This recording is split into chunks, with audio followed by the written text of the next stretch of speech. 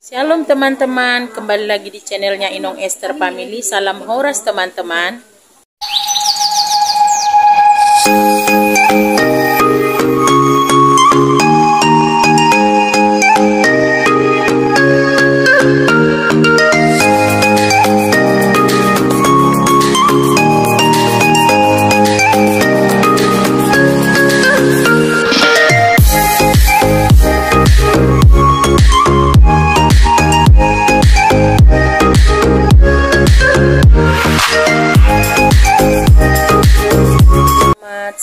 Sore dari Gunung Sindur, kita nih sedang di Amapura teman-teman.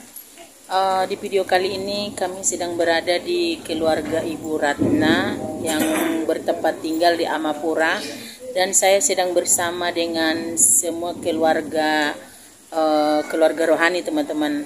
Keluargaku itu namanya Kul Depkes teman-teman. Nah, kami ingin beribadah menghibur keluarga Ibu Ratna, dan ikuti ya video kami, stay tune. Ini anaknya Ibu Ratna, namanya Billy.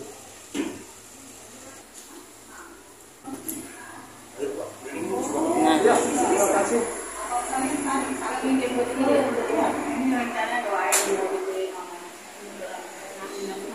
Shalom Ibu, ini Ibu Ratnanya. Kita sedang ada di dalam rumah Ibu Ratna nih. Shalom Ibu Ratna. Shalom. Ini ada itu panu.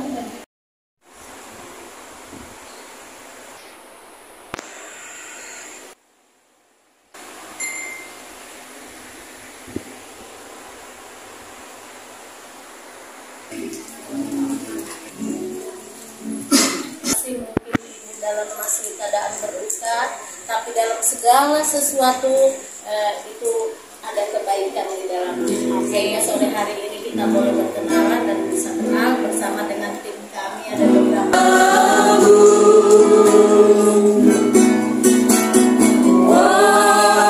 orang lain kau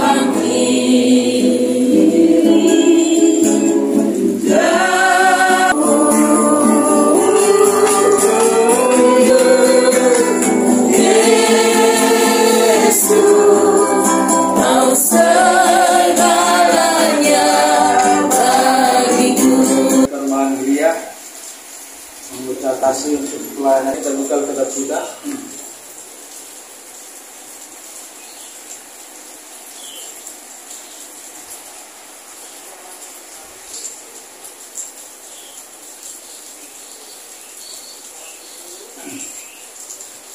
Wahyu 14 ayat 13. Sudah semua ketemu? Wahyu 14 ayat 13. Mari kita baca bersama-sama. 1, 2 ya. Dan aku mendengar suara dari surga berkata, tuliskanlah, berbahagialah orang-orang mati yang mati dalam Tuhan sejak sekarang ini. Sungguh kata Roh, supaya mereka boleh beristirahat dari jerih lelah mereka, karena segala perbuatan mereka menyertai mereka. Luar biasa. Saudara tahu kenapa firman Tuhan katakan berbahagia yang mati dalam Tuhan hari ini? Yang pertama dikatakan supaya mereka boleh beristirahat dari jerih lelah mereka. Kalau kita masih berjerih lelah, masih sering komplain, bahkan kadang masih bersungut. Tapi puji Tuhan, biasanya anak-anak Tuhan itu cepat-cepat bertobat ya. Bukannya mengucap syukur, malah komplain. Kok begini, kok begitu? Bahkan kita kadang-kadang disibukkan dengan hal-hal yang tidak berkenan di hadapan Tuhan. Dan sekali lagi, kenapa mereka disebut berbahagia? Karena mereka boleh beristirahat dari jerih lelah mereka. Puji Tuhan. Jadi sekarang Pak Kus, kalau di Jawa itu Kus Broto Laras, dia itu sudah beristirahat.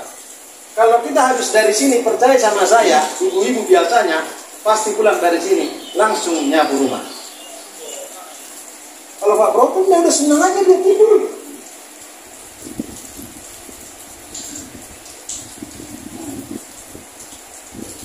Yang kedua, kenapa dibilang berbahagia? Karena perbuatan mereka menyertai mereka. Jadi apa yang selama ini ditabur Pak Broto, itu hari ini sudah dinikmati kalau kita masih menunggu. Terkecuali tadi kita berdoa, memuji menyembah Tuhan, itu sudah mengalami hadirat Tuhan. Tapi kalau Pak Broto sudah mengalami kekekalan itu mulai di Firdaus.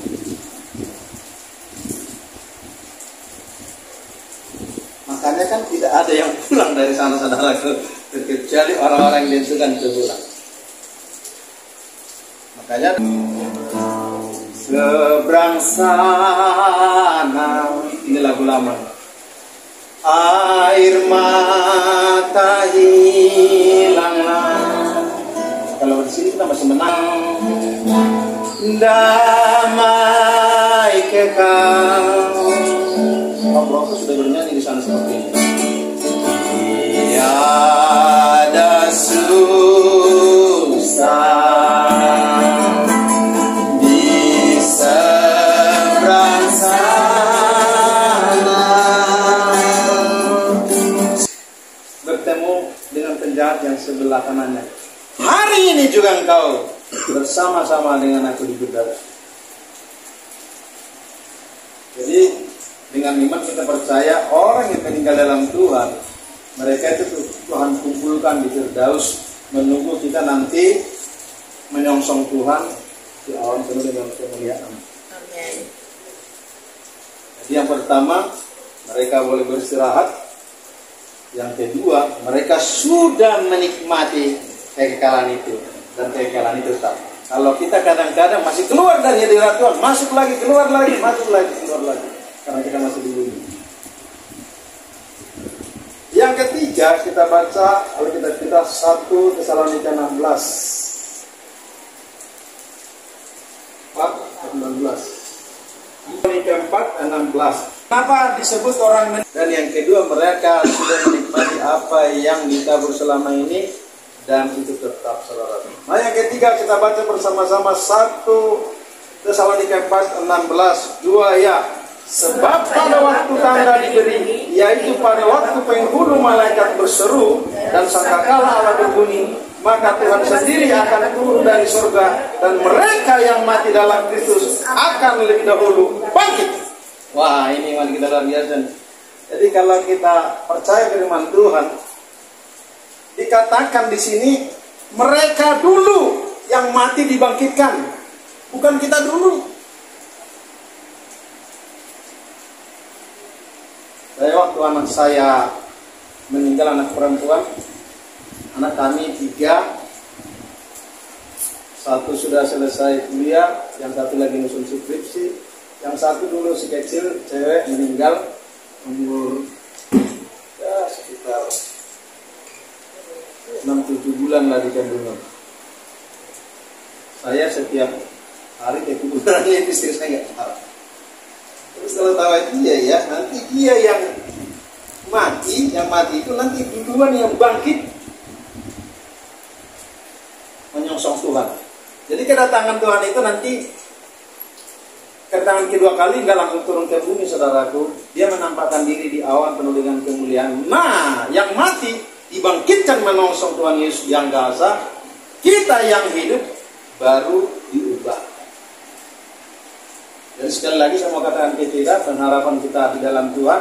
Yang pertama, saudara kita, bapak kita, suami kita, saudara kita Pak Broto itu sudah nanti, pertama dia sudah beristirahat. Kalau orang Israel bilang tidur, nanti akan dibangunkan Tuhan. Yang kedua, dia sudah menikmati apa yang beliau tabur selama ini di Firdaus sana. Yang ketiga, nanti waktu sangkakala berbunyi, yang meninggal bangkit dulu menyongsong Tuhan yang dahsyat. Nah, itu yang bisa saya sampaikan kepada saudara tentang yang meninggal di dalam Tuhan.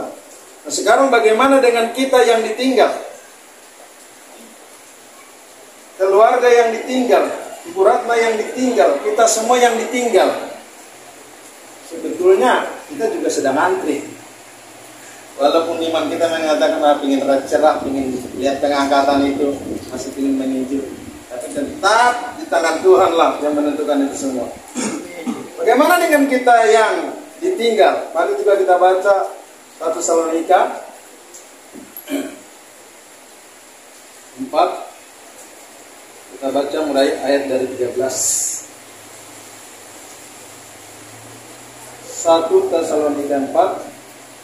Kita baca bergantian mulai dari ayat 13 sampai dengan 18. Saya baca ayat ganjil, saudara baca ayat genap. Kita mulai dari ayat 13. 1 Tesalonika 4 ayat 13 dan 18.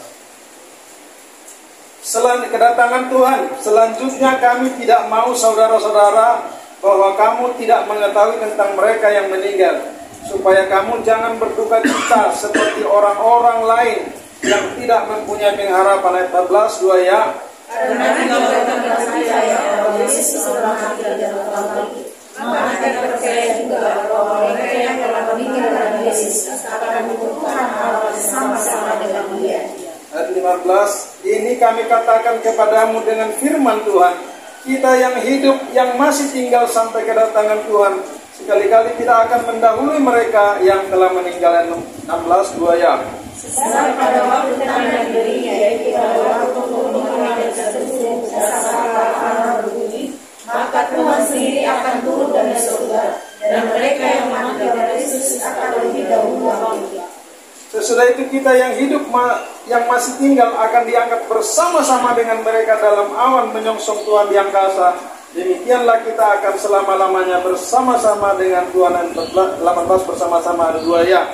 Karena itu hiburkanlah seorang akan yang lain dengan perkataan-perkataan. Kita tepuk punggang punggungnya. Tapi sesungguhnya penghibur yang sesungguhnya itu adalah Roh Kudus. Penghibur yang sesungguhnya adalah firman Tuhan itu. Kalau keluarga ini berpegang kepada logos ini dan menjadi rema dalam hidupnya, itulah penghiburan yang dahsyat.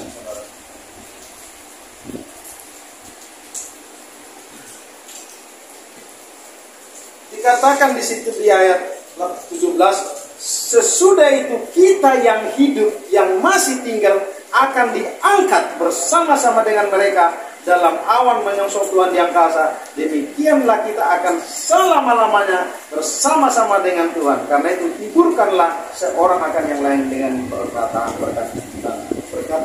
yang mana. Aku katakan ke keluarga di tempat ini simple.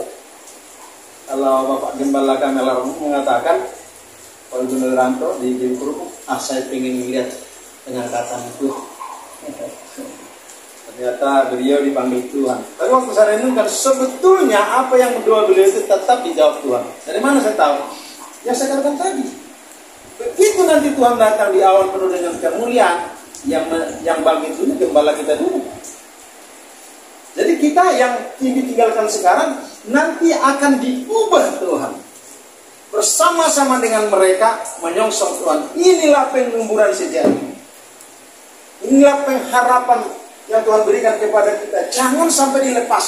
Sebentar lagi Tuhan datang. Kalau hamba-hamba Tuhan yang kami ikuti, khususnya di Pentakosta mengatakan tahun 2033 itu semua penduduk bumi memungkinkan untuk mendengar Injil Kerajaan. Soal mereka percaya, itu lain cerita. Artinya Tuhan segera datang. Saya percaya. Saya percaya karena zaman gereja itu nanti 2033 itu akan genap 2000 tahun. Zaman Bapak 2000 tahun, zaman Tuhan Yesus 2000 tahun, zaman Roh Kudus lahir gereja 2000 tahun. Inilah penghiburan kepada kita yang ditinggal oleh kekasih jiwa kita, bahwa sebentar lagi Tuhan datang. Kita akan menyongsong Tuhan. Recek kalau bahasa Inggrisnya recek.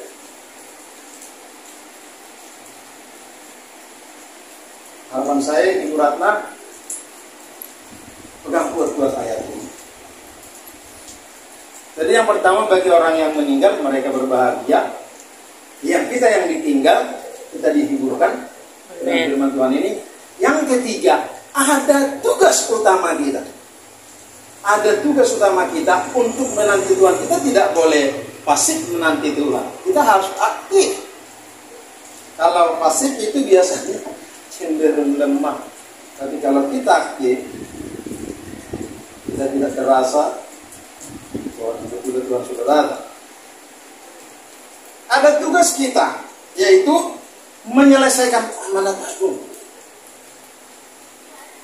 Kita tidak boleh egois. Tanda bahwa kita sudah diselamatkan itu bersaksi, memikul beban Tuhan, supaya minimal keluarga, tetangga kita yang dekat kita berbuat baik supaya nama Tuhan dipermuliakan. Kita tidak langsung mengatakan Yesus berbuat baik, kita akan lihat mereka. Amin. Itu nanti saudara baca di rumah, yaitu Matius 28 ayat 18 sampai 20. Pergilah jadikanlah semua bangsa murid. Ajarlah mereka, baptis dan ajarlah mereka, dan Tuhan berjanji akan menyertai kita sampai ada akhir zaman. Amin. Jadi tugas utama kita itu adalah memberitakan. Dan sekali lagi kepada keluarga ini, pegang janji Tuhan bahwa sekejap mata kita akan diubah. Atau kita lihat sebentar 1 Korintus 15. Lebih mantap di sini sebelum saya lanjutkan ini. 1 Korintus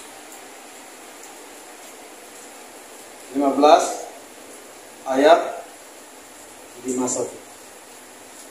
1 Korintus 15 ayat 51 dan ayat 52. 1 Korintus 15 ayat 51 dan 52. Ini pengharapan yang luar biasa bagi kita.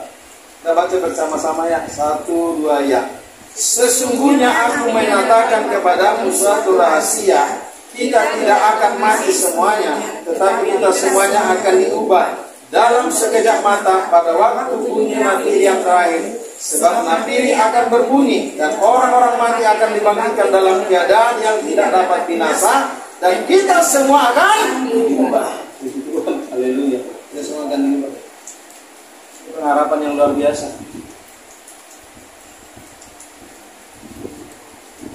Saya juga rindu ini.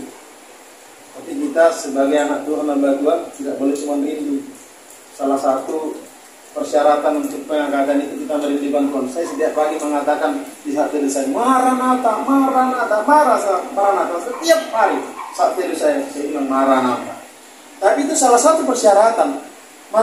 Ketika kita percaya bahwa kita akan diangkat, kita harus aktif menyelesaikan tugas. Ya, terakhir kita buka di Matius 20.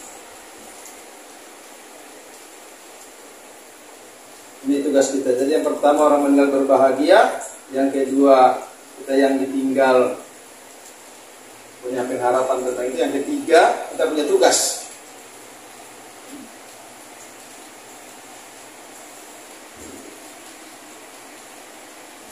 Matius 20 ayat 1 sampai dengan 16.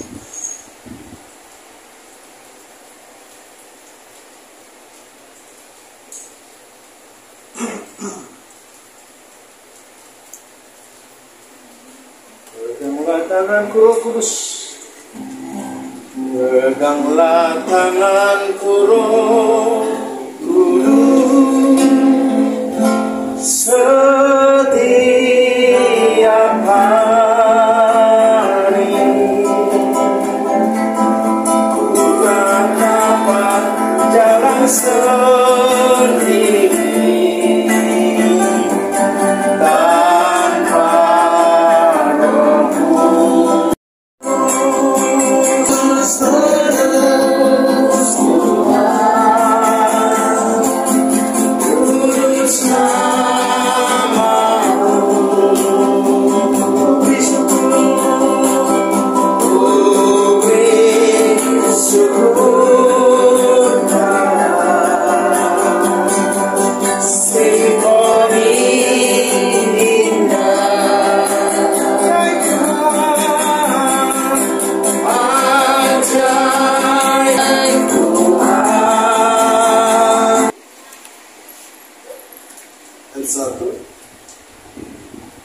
dengan 16. Kita baca aja bersama-sama saudara. Perumpamaan tentang orang-orang upahan di kebun anggur. Adapun hal kerajaan surga sama seperti seorang tuan rumah yang pagi-pagi benar keluar mencari pekerja-pekerja untuk kebun anggurnya. Setelah ia sepakat dengan pekerja-pekerja itu mengenai upah sedinar sehari, ia menyuruh mereka ke kebun anggurnya. Kira-kira pukul 9 pagi, ia keluar pula dan dilihatnya ada lagi orang-orang lain menganggur di pasar. Katanya kepada mereka, pergi jugalah kamu ke kebun anggurku, dan apa yang pantas akan kuberikan kepadamu. Dan mereka pun pergi. Kira-kira pukul 12 dan pukul 3 petang, ia keluar pula dan melakukan sama seperti tadi. Kira-kira pukul 5 petang, ia keluar lagi dan mendapati orang-orang lagi pula. Lalu katanya kepada mereka, mengapa kamu menganggur saja di sini sepanjang hari? Kata mereka kepadanya, karena tidak ada orang mengupah kami. Katanya kepada mereka, pergi jugalah kamu ke kebun anggurku. Ketika hari malam Tuhan itu berkata kepada mandornya, panggillah mereka pekerja-pekerja itu dan bayarlah upah mereka, mulai dengan mereka yang masuk terakhir hingga mereka yang masuk terdahulu. Maka datanglah mereka mulai dari kerja kira-kira pukul 5 dan mereka menerima masing-masing 1 dinar. Kemudian datanglah mereka yang masuk terdahulu, sangkanya akan mendapat lebih banyak, tetapi mereka pun menerima masing-masing 1 dinar.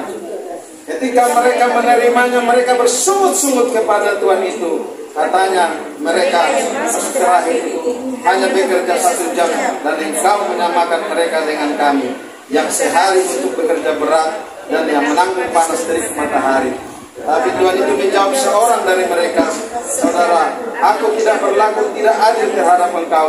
Bukankah kita telah sepakat sedinar sehari? Ambillah bagianmu dan pergilah.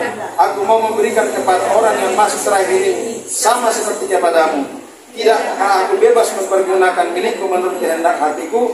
Atau iri hatikah engkau karena aku murah hati? Demikianlah orang yang terakhir akan menjadi terdahulu, dan yang terdahulu akan menjadi yang terakhir. Saya mau katakan kepada saudara, ini ada orang masuk pagi, masuk jam 9, masuk jam siang, masuk jam 3 sore, masuk jam 5. Upahnya tetap 1 dinar. Saya mau katakan kepada saudara bahwa kita ini ada di jam 5 sore. Yang percaya katakan amin. Saya percaya saudara bahwa kita ini ada di jam 5 sore. Cuma 1 jam. Tinggal 1 jam lagi kita bekerja. Tuhan segera datang. Masih mau bacakan kepada saudara. Begini saudara. Jadi yang pertama orang meninggal sudah menerima banyak, kita yang dihibur pegang bahwa sebentar lagi Tuhan datang akan mengubah kita dan kita diangkat penuh dengan kemuliaan. Tapi tugas kita selama kita hidup, kalau saya di kursi katakan begini, tahu nggak kenapa kita diberikan diluputkan dari pandemi? Ada tugas yang belum selesai. Nah, yang pertama dikatakan sang Tuhan surgawi sangat berkepentingan dengan tuayan di hari-hari terakhir. Jadi saya percaya kalau Bapa di surga itu akan hadir di sana. Yang kedua, dia akan mengintensifkan kunjungannya di jam-jam terakhir. Yang ketiga, tidak seorang pun boleh menganggur. Memang Rasul Paulus itu mengatakan begini saudaraku, orang yang tidak kerja tidak boleh makan. Itu beda dengan konteks ini. Artinya orang harus bekerja dari lelahnya, dia harus makan dari hasil pekerjaannya. Tapi yang dikatakan di sini, tidak seorang pun boleh menganggur, artinya tidak seorang pun yang mengatakan dirinya jemaat. Semua harus mengatakan dirinya saya hamba. Bahkan kalau kita berani, saya hamba tidak berguna. Kadang-kadang kita sebagai hamba Tuhan bangga. Hamba-hamba Tuhan itu hamba-hamba yang tidak berguna setelah kita melakukan segala sesuatu. Saya mau katakan kepada kita begini, kalau kita tidak mau jadi hamba Tuhan yang on fire, kita akan menjadi hamba dunia. Kenapa? Hamba dunia itu begini, punya rumah satu tidak cukup, punya mobil satu tidak cukup, terus dia yang dikejar. Tapi kalau hamba Tuhan, dia memberi segala sesuatu Tuhan. Yang terakhir dikatakan, upah di jam terakhir yang tidak masuk akal tersedia. Puji Tuhan. Jadi ada 3 hal yang saya sampaikan kepada kita hari ini. Yang pertama, bahwa suami kita, saudara kita, bapak kita yang sudah dipanggil Tuhan, ini 7 hari itu dia sudah berbahagia. Kita yang ditinggal pergi pegang pengharapan yang saya katakan tadi, yaitu sebentar lagi kita akan diangkat penuh dengan kemuliaan. Tapi ada tugas kita, yaitu tugas utama menyelesaikan amanat agung, dan ada berkat khusus dikatakan di sana, yaitu upah di jam terakhir yang tidak masuk akal tersedia. Apakah itu kesehatan, apakah itu awet muda, apa tiba-tiba mujizat terjadi, apa pergumulan jawab, saya tidak tahu. Yang jelas ada berkat sebesar. Tuhan Yesus memberkati. Mari kita bangkit berdiri, tapi tidak semuanya. Shalom. Terima kasih sebelumnya sudah memberikan kesempatan waktu untuk hari di sini menghibur keluarga kami. Saya mewakili orang tua, mewakili kakak, mewakili ayah juga yang sudah kita bantu. Terima kasih untuk semuanya. Ayah sudah tenang, sudah senang juga semuanya. Segala permasalahan di tahun ini untuk ayah sudah selesai semua. Ya, tunggu seperti yang tadi Pak kita bicarakan, tinggal tunggu waktunya saja, semua akan kembali ke pangkuannya. Saya nggak bisa berbicara banyak-banyak, cuma saya berterima kasih untuk wakil keluarga semuanya sudah hadir terus serta.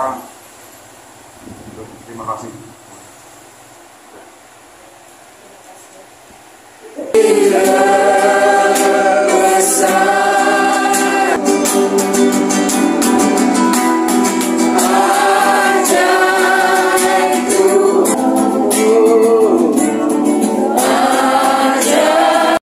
Selesai teman-teman, kita sudah mau pulang. Terima kasih untuk Ibu Ratna. Tuhan Yesus memberkati. Tetap semangat ya Bu. Oke teman-teman, jangan lupa di like, di komen, di subscribe di channelnya Inong Esther Family. Salam Horas. Bye. Bye.